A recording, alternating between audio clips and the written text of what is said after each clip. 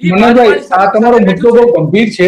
તો આ અંગે આપણે ડાયાભાઈને પૂછીએ. ડાયાભાઈ, આ કાયદાની એક જોગવાઈ એવી છે કે ખેડૂતોને પોતાના પાકમાંથી બીજ રાખવા અને તેનો ઉપયોગ કરવાની મંજૂરી આપવામાં આવશે, આવું સ્પષ્ટપણે લખેલું છે.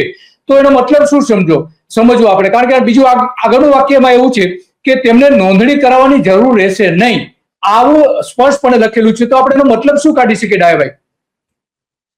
ખાસ કરીને ખેડૂતો પોતાના બિયારણો રાખતા જ આવે છે અને ખેડૂતો પોતાના બિયારણની વિનિમય પદ્ધતિઓ પણ કરતા આવે છે. એક ખેડૂતે જે વાવેતર કર્યું હોય એને બીજા ખેડૂતોને બિયારણ તરીકે આપી પણ શકે છે. પણ મૂળ વાત એ છે કે દેશના મૂળભૂત જે બિયારણો સંશોધિત કરી અને દેશની કૃષિ યુનિવર્સિટીઓ તૈયાર કર્યા છે એ બિયારણો તો ખતમ થઈ જવાના છે. ખાનગી કંપનીઓ આવી જાય અને કંપનીઓ આવશે એટલે કંપનીઓની સામે આ દેશનું વહીવટી તંત્ર પાંગડું સાબિત થશે. એ આપણે વર્તમાન સમયમાં પણ જોઈએ છીએ. તમને ખ્યાલ હોય તો કચ્છની અંદર જે અત્યારે હેવી ઇલેક્ટ્રિકલ લાઈનો પડે છે એ કોઈ પણ જાતની નોટિસ નહીં, કોઈ પણ જાતનું વળતર નહીં અને પોલીસની મદદ લઈ અને મન પાવે એ રીતે આ કંપનીઓ કામ કરે છે. જે પોલીસે ખરેખર ખેડૂતોને રક્ષણ આપવું જોઈએ, એના ખેતરમાં કોઈ ઘૂસી ન જાય, એને બદલે ગેરકાયદેસર ઘૂસનારાઓનું તરફદારી કરે છે. બિયારણ એ બહુ મૂળભૂત બાબત છે અને ખેડૂતના પાકનો મુખ્ય આધાર એ બિયારણ છે. અને આ બિયારણો જો ખતમ થઈ જશે તો આમાં મલ્ટીનેશનલ કંપનીઓ આવે છે. જીએમ પ્રકારના બિયારણો તો દિલીપભાઈ એ વર્મિનેશન બિયારણો હોય એટલે એની અંદર જીવજંતુ ઉત્પાદનની સાથે જ આવેલા હોય, તેને કારણે આખે ને આખા પાકો ₹10 લાખ દંડ આપે તો એનાથી શું થવાનું? ડાયાભાઈ, આજે કાયદો જે છે એમાં બીજી એક જે જોગવાઈ એવી કરી છે મારી દ્રષ્ટિએ બહુ મહત્વની છે. એમણે એવું કહ્યું છે કે બીજની જાહેરાત અને માર્કેટિંગ માટે નિયમો પ્રસ્થાપિત કરવામાં આવશે અને ખોટા અથવા ગેરમાર્ગે દોરનારા દાવા કરતી જાહેરાતો પર પ્રતિબંધ મૂકવામાં આવશે. તો અત્યારે જે જાહેરાતો આવે છે મોટાભાગની તો આ જ પ્રકારની આવી રહી છે. સરકાર જે બધી બાબતો લખે છે, વર્તમાન સરકારમાં નવું બીજ વિધેયક ન હોવા છતાં ડુપ્લિકેટ બિયારણોની ભરમાર છે અને ખેડૂતો જયારે ભોગ બને છે ત્યારે એકાદ બે દુકાનદાર ઉપર એના પગલાઓ લેવામાં આવે છે, પણ ઉત્પાદન કરનાર કંપનીઓ સામે કોઈ કાર્યવાહીઓ થતી નથી. અને આ કંપનીઓને ₹10 લાખ નો દંડ તો સામાન્ય છે. સામાન્ય છે. યસ, જે મનોહરભાઈ વાત કરી રહ્યા છે. તો મનોહરભાઈ તમને પૂછવું છે મનોહરભાઈ, આ ડાયાભાઈ બહુ સારી વાત કરી કે એને જોગવાઈ નથી કરતી. જે તમે વાત કરી એ જ ડાયાભાઈ વાત કરી રહ્યા છે. તો આમાં મનોહરભાઈ એક બાબત એવી છે કે જે પરીક્ષણ કરતી લેબોરેટરીમાં પરીક્ષણ કરનારાની જે છે એને નોંધણી કરવી પડશે, એનું ઇન્સ્પેક્શન કરવામાં આવશે. તો અત્યારે શું પરિસ્થિતિ છે? અત્યારે કોઈ આ સીડ્સ કંપનીઓ જે છે આખા ગુજરાતમાં, જે તમે વાત કરી તે પ્રમાણે 400 જેટલી કંપની છે, તો એમની પાસે પરીક્ષણ માટે સીડ્સ બનાવવા માટે કોઈ લેબોરેટરી છે ખરી? મારા હાથમાં કાગળ આવ્યો ને તમે સવાલ પૂછ્યો દિલીપભાઈ, બહુ દુઃખ સાથે વાત કરવાનું મન થાય. તમે કરુણતા જુઓ, આ 22/4/2022 નો આ કાગળ છે. સરકારે એક જાહેરાત કરી છે કે અમારે બિયારણનું રજીસ્ટ્રેશન અને એનું ટેસ્ટિંગ કરવા માટે જીએમ ટેકનોલોજીની લેબોરેટરી જે કોઈ પાસે હોય તો એને અમારે કોન્ટ્રાક્ટ આપવો છે. તમે વિચાર કરો, સરકાર પાસે એવી કોઈ આજની તારીખે લેબોરેટરી નથી. 1990માં જે કોંગ્રેસની સરકારોએ 3 લેબોરેટરી આપી હતી, જુનાગઢ, ગાંધીનગર ને નવસારી. આજે એ 3 લેબોરેટરી ચાલે છે અને ચોથી વડોદરામાં શરૂ કરી, હજી દરવાજા ખુલ્યા કે ન ખુલ્યા ખબર નથી. બે બાયોટેકનોલોજી લેબોરેટરી બનાવવા માટેની વાત કરી છે ગાંધીનગર ને નડિયાદ. એ હજી કઈ ઠેકાણા નથી. બાયોટેકનોલોજીની અંદર બાયોટેકનોલોજીસ્ટ નથી.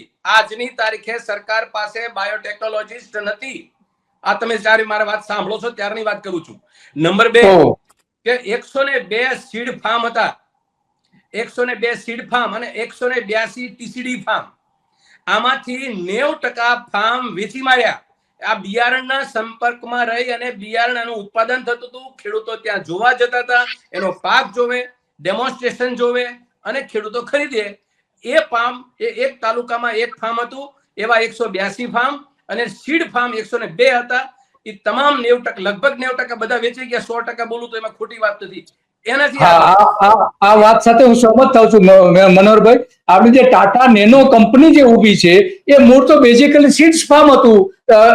આણંદ એગ્રીકલ્ચર યુનિવર્સિટી ત્યાં સીડ્સ બનાવતી હતી અને ગૌચર માટેના જે સુધારણાથી લઈને ગાયોની જે ઓલાદ સુધારવા માટે આ બે કામ થતા હતા. ત્યાં સીડ્સ કોર્પોરેશનની એક ઓફિસ પણ હતી. આ પણ વેચી માર્યું. તમારી વાત 100% સાચી છે કે મોટા ભાગના જે સીડ્સ ફાર્મ છે સરકારી હસ્તક હતા, યુનિવર્સિટી હસ્તક હતા, બધા વેચી માર્યા છે. એકદમ સાચી વાત છે. તો લેબોરેટરીની શું પરિસ્થિતિ છે? ખાનગી કંપનીઓ જે છે એની પાસે શું પરિસ્થિતિ છે અત્યારે, મનોહરભાઈ? એમાં દિલીપભાઈ, તમે જે કીધું ને કે અત્યારની વર્તમાન પરિસ્થિતિ, સરકાર પાસે આ બિયારણને લઈને શું સંસાધન છે, ઇન્ફ્રાસ્ટ્રક્ચર છે, કે એની પાસે શું માળખાગત સુવિધા છે? આપણો સીધો સાદો સવાલ છે. સરકાર પાસે 3 પ્રકારની કોર્પોરેશન હતી. એક સીડ સર્ટિફિકેટ એજન્સી, એટલે ગુજરાત રાજ્ય સીડ સર્ટિફિકેટ એજન્સી, જે ખાનગી ખેડૂતો જે બીજ ઉત્પાદન કરે એનું સર્ટિફિકેશન કરી દે. અને એ ખેડૂતો, જેમ ભાઈ ગજેરાભાઈ વાત કરી કે વસ્તુ વિનિમયના રૂપમાં કોઈ વેચતા હતા પણ કોઈ ટેગિંગ કરીને કોઈ વ્યવસ્થિત રીતે વેચતા, એના માટે સીડ સર્ટિફિકેટ એજન્સી, બિયારણ માટે બીજ નિગમ કામ કરતું હતું, એ બીજ નિગમની કોર્પોરેશન. અને ત્રીજી જીએલડીસી, ગામની અંદર જમીન અને પાણીનો સંચય કરવા માટે બીજ નિગમ હતી, જીએલડીસી હતું. આ 3 હતું. અને ચોથું હતું વિદેશની અંદર એક્સપોર્ટ કરવા માટે ગુજરાત સ્ટેટ એક્સપોર્ટ કોર્પોરેશન હતું, એગ્રીકલ્ચર ક્રોપને. એગ્રીકલ્ચર ક્રોપ માટે એક્સપોર્ટ કરનારું જે નિગમ હતું ગુજરાત રાજ્ય એક્સપોર્ટ કોર્પોરેશન, એ નરેન્દ્રભાઈની પરમ કૃપાથી અદાણીને ધરી દીધું. જીએલડીસી માં એક અધિકારીના ટેબલના ખાનામાં 52 લાખ રૂપિયા પડતા, એટલે જીએલડીસી ને સુદૃઢ બનાવવાને બદલે એનો કચ્ચર ઘાણ વળી દીધો અને તાળા મારી દીધા. હવે વાત રહી બે નિગમ રહ્યા. ગુજરાત રાજ્ય સીડ સર્ટિફિકેટ એજન્સી, એનો એક સમયે 400 નો સ્ટાફ હતો. સરસ મજાનું ગાંધીનગરમાં ભવન હતું.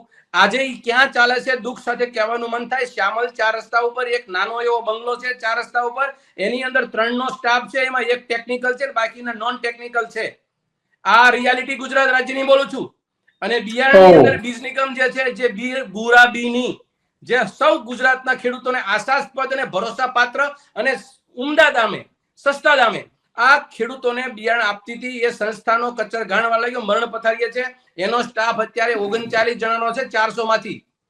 તમે કલ્પના કરો સાહેબ, ગુજરાતની ખેતીને બરબાદ કરવા માટે 25 વર્ષ ઓછા પડ્યા ને, હજી પૂરું કરવા માટે લાગેલા કામે.